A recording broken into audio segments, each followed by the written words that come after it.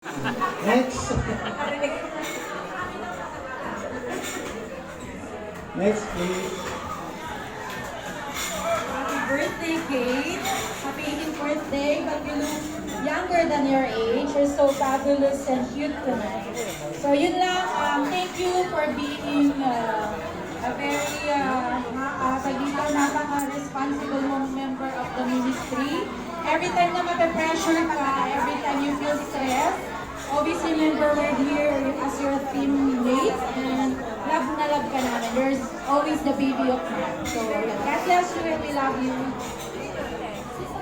Thank you, Tita Ses. The only tita sa 18th. Next, Ate Grace. Matatapos din to. Hey, Kate! Ayos.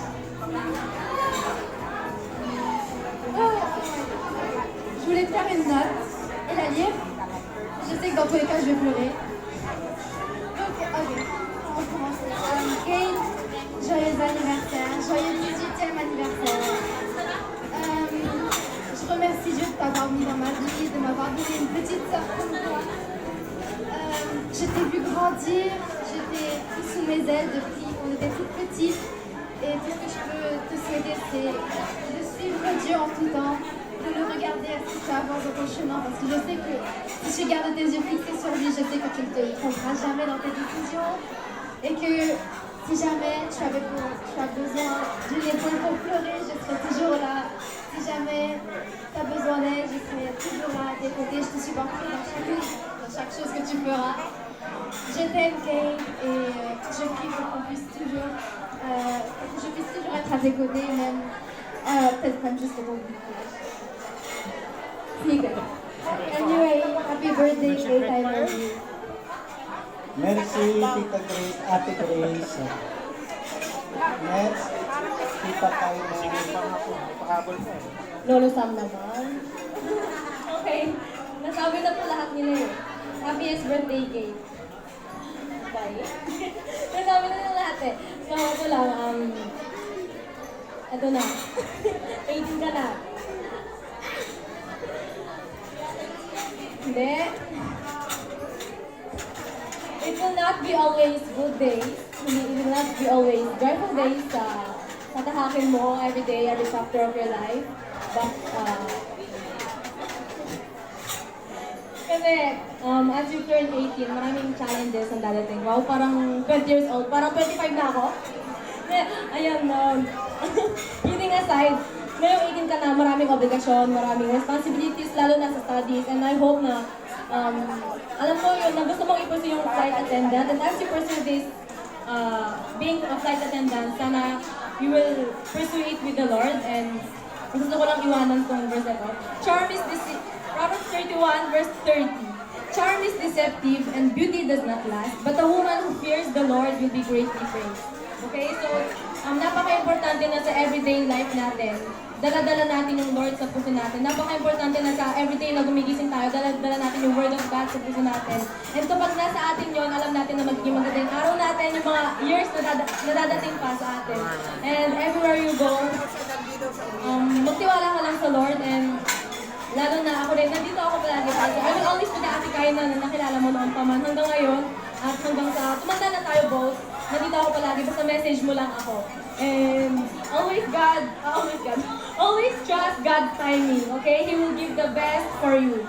Yun lang, happiest birthday, and I love you so much. Okay, and that completes...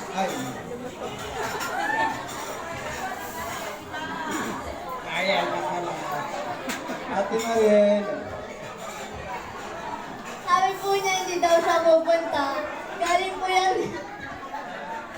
Surprise ka ba? Hindi ka na-surprise na nandito ako? Hindi na ako. Isang salita ko si Kate.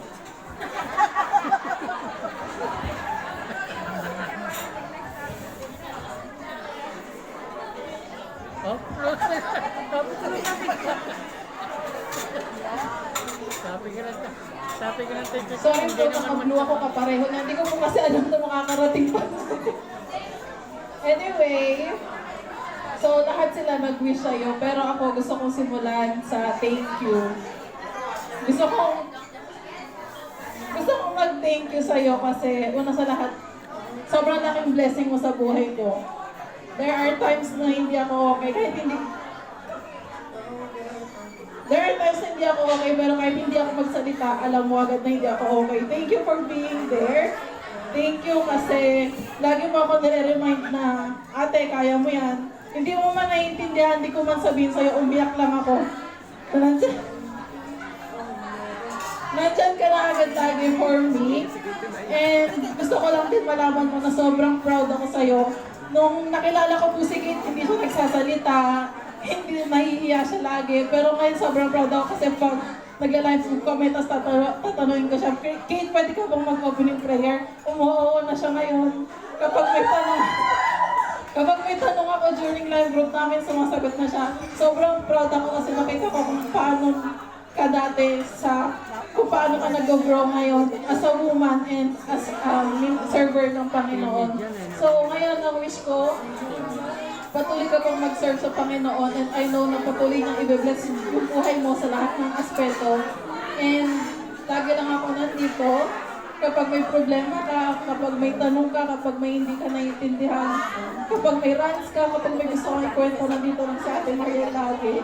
Hindi kita i-judge. Pero kapag mali, may maririnig ka, okay. Pero kapag tama, syempre susuportahan kita. Nandito lang ako lagi to support you. And as long as nandito ko sa mundo ko, lagi kang may ate Mariel na matatakbuhan. I love you. Thank you, Ate Mariela. Ayan. Okay, as we light the candle, pwedeng mag-fall in line kayo. And Ate Kate, would you like to start blowing the candle from here? Please, on your right. Ayan. Sige po, as our flight attendant light the candle, talagang paninindigan yung pagiging flight attendant mo.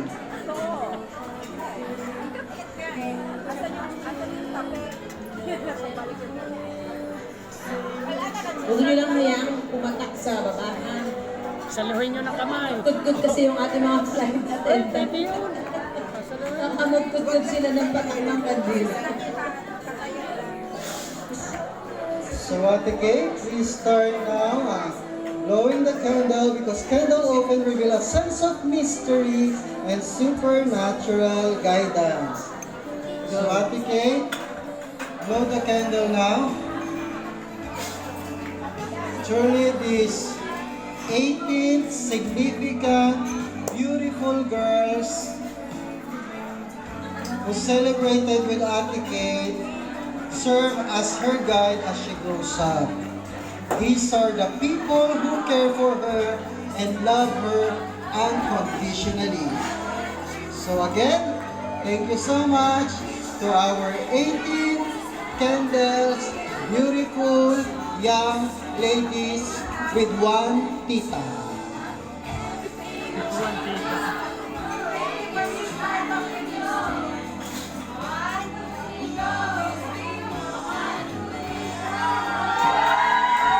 Okay, let's have a photo opportunity together with Ate Kate. Okay. Sige lang, sumali lang. Bakit? 18 candles kayo? Mamaya na yung mga scammer, ay flight attendant.